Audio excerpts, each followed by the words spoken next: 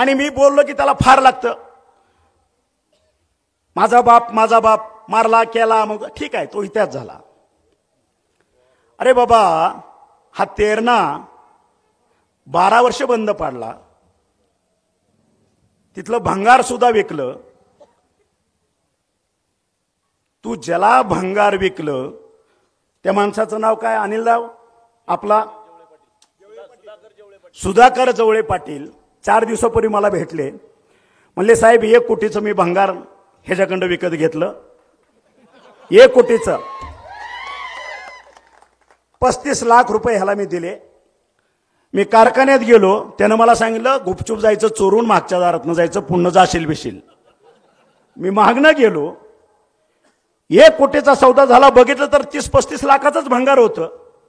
म्हणून मी 35 लाखाचंच ह्याला पैसे दिले. आणि मग मला फोन केला, अरे बाकीचं पैसे कुठं आहेत? त्यावेळेस मी सांगितलं, अहो दादा त्या ठिकाणी 35 लाखाचं भंगार आहे, बाकी काहीच नव्हतं. मग मी तेवढंच घेतलं आणि तुम्हाला तेवढं पैसे दिलं. येडा बेडा आहे का? तिथं कटर घेऊन जा, अजून काय तोडता येतंय? तुझ्या 1 कोटीच्या भंगाराची सगळी काय असेल ती बेरीज कर, तेवढं वजन कर आणि बाकीचा पैसा लवकर घेऊन ये. तुम्हाला मी स्वतः नसेन, 4 दिवसामध्ये अनिल खोचरेंना आमचे संपर्क प्रमुख आहेत, त्यांना आदेशित करतोय.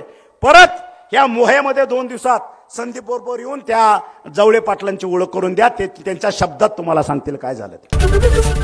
एबीपी माझा, उघडा डोळे बघा नीट.